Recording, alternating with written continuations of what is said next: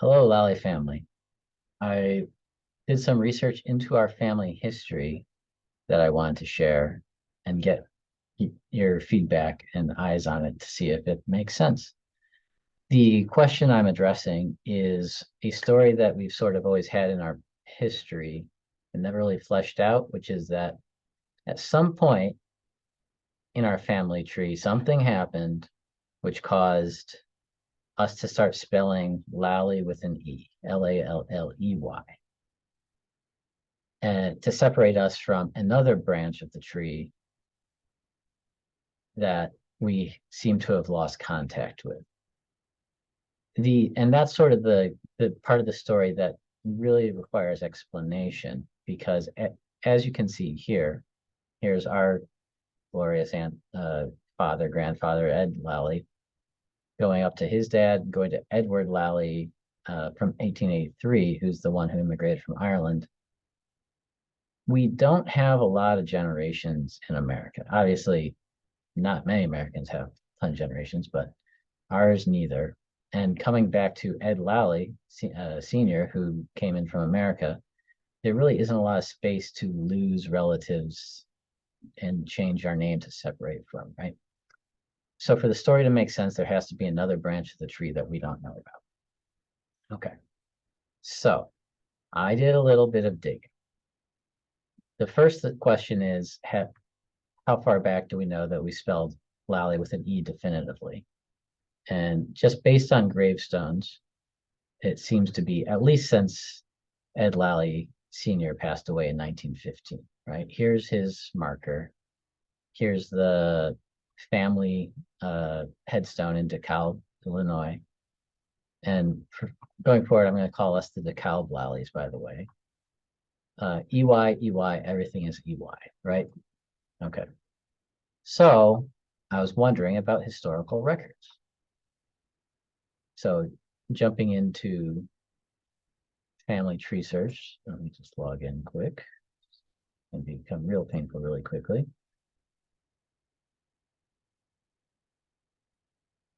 Okay, so we have a bunch of censuses on Edward Lally, one of which is census from 1880. I took a look and here it is. Ed Lally with his children and his wife underneath. Okay. What I noticed, first of all, notice that it's spelled EY here. Okay. Now, that's not definitive, I will say, because it turns out that, especially if you don't know how to read and write, which he didn't, which we know from other sentences, it would get spelled different ways. EY, just a Y. Sometimes it would turn into something with an O, like Lally with an O, kind of depending on whoever was writing it down, what they heard. But the thing to notice from the census that is interesting is above it, there's another Lally, this Lally, Frank Lally, and spelled the same way with wife and children, and they're adjacent on the census. Okay, how do two names get adjacent on a census? Effectively, they have to be neighbors, right? Because the census person goes door to door asking people. So if he takes one name and then the next, they have to be close enough that it would have been done in one shift. Okay. So it seems that we have some connection to this Frank Lally and his family with his wife Jane and his children Bridget, Kate, Peter, Francis, Maggie. Okay. And his mother-in-law, Catherine Hamilton. Okay. So who is this Frank Lally? Well, I did some more digging because I wanted to make sure that it's someone actually related and it's not coincidence, because it could be a coincidence. You know, there are a lot of Lallies in America. It could be a coincidence. So I dug into the DeKalb land assessments, which are online, which is really cool. And taking a look at the 1878 land assessment, which I have here, it's just a register of transactions. So you buy land in DeKalb, you sell land in DeKalb, it goes on this register. Okay. So here, December 27th, 1878. Notice the ditto marks. They loved using ditto marks back then. And if you're a youth and you don't know what that means like same. Okay. All right. So we have Lally Edward is the Garen, let me get it deblurred.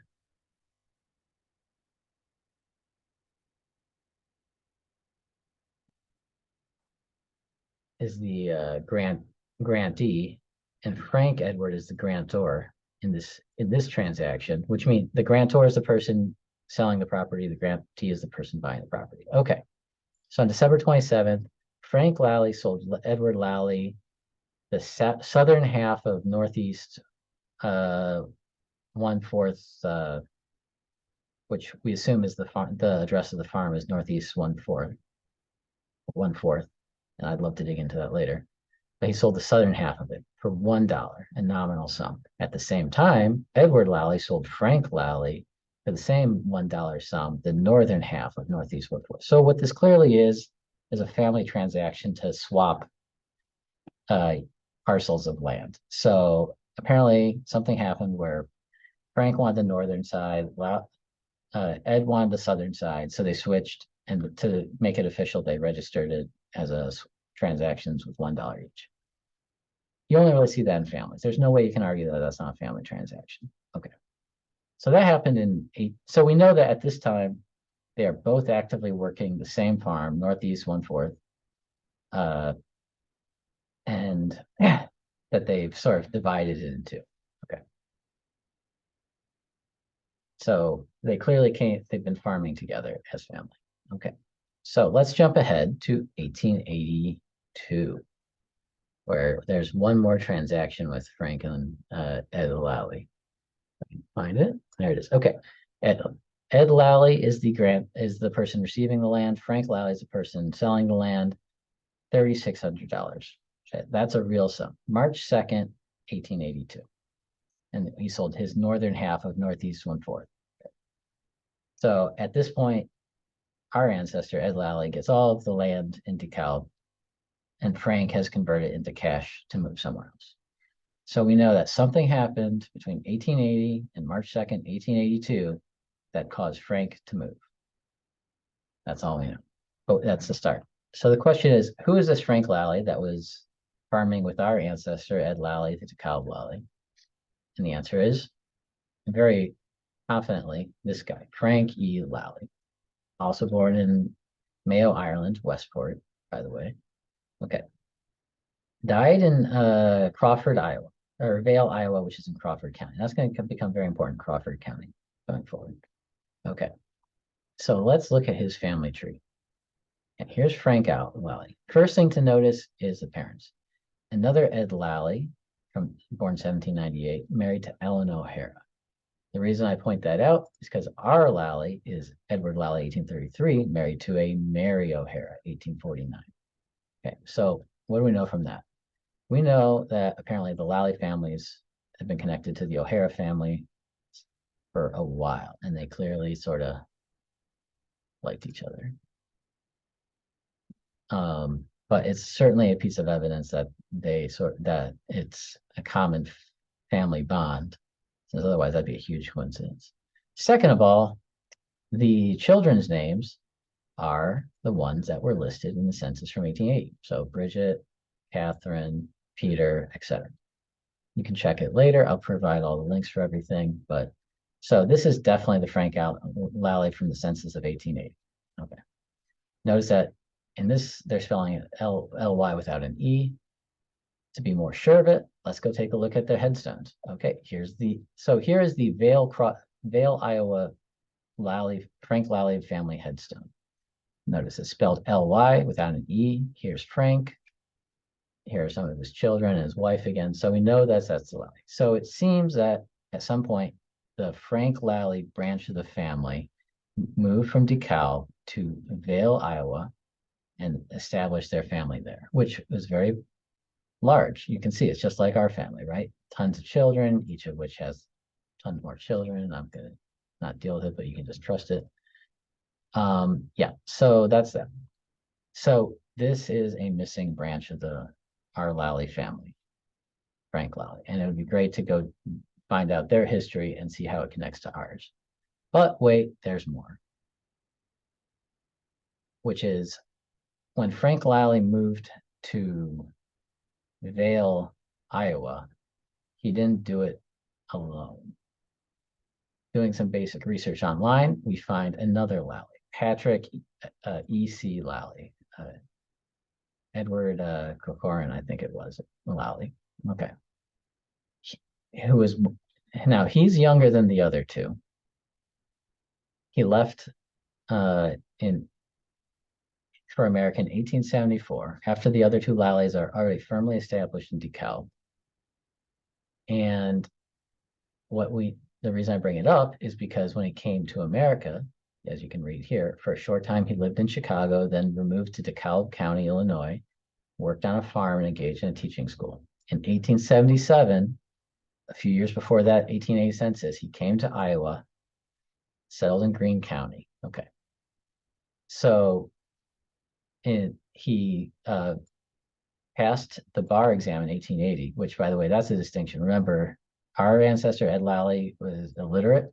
This one became a lawyer, and he moved his practice to Vale, Iowa. Okay, the very same Vale where the Frank Lally came to, where he stayed until he went to Denison in 1887, which is 3 miles away. If you're wondering if that is that far, it's not. It's 3 miles away from Vale. Okay, so this Lally was clearly like preeminent in the family of the time. He has a practice, which amusingly is named Connor and Lally since he's in partnership with Judge Connor. And it seems very certain that Frank Lally came to join him, and together they decided to make it in Vale. Okay.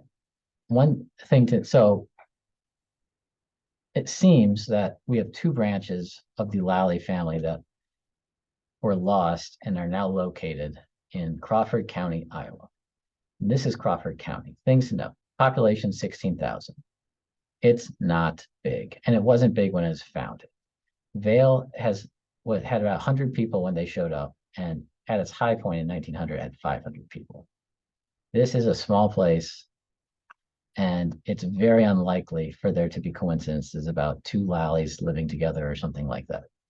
So for whatever reason, this became their homeland, which is interesting. Okay. So let's take a look at Patrick E.C. Lally. You can see he's here. He's got quite a bit of family as well. You can look at his family tree. You can see that it goes back quite a ways. So not only was he also prosperous in Iowa and had lots of family, who then had lots of family, but unlike our records, and it seems like Frank's records, Patrick's records seem to go way back in terms of the Lally family line, which it mentions in that biography is that they can track it 500 years or something, which is very important to us because if we want to track our ancestry back to Ireland, this is probably the way through. This by figuring out the connection between the Patrick Lally line, Frank Lally line, and our line. Were they siblings? Were they cousins? What was going on? And using that all together, we can probably find our way back into our Irish ancestry pretty well. Okay. And just as a further confirmation, here's Patrick Lally's headstone. As you can see, there's the Ly, no E. And again, Crawford County, Iowa. He was buried in Denison, the big city of like 5,000 people instead of Vale. And yeah, that is what I wanted to show you guys. I think it's really exciting to find two new branches of the Lally family, and I would personally want to find out more about what they know, what their side of the story is. But what we can say for sure is this is at some point between 1880 and 1882, there was a break. Frank Lally went to Vale. Our Lally, Edward Lally, seems to stayed in DeKalb, and they lost touch. And we spelled our name with an E from them going forward, and they spelled their name without an E going forward. And we just lost touch.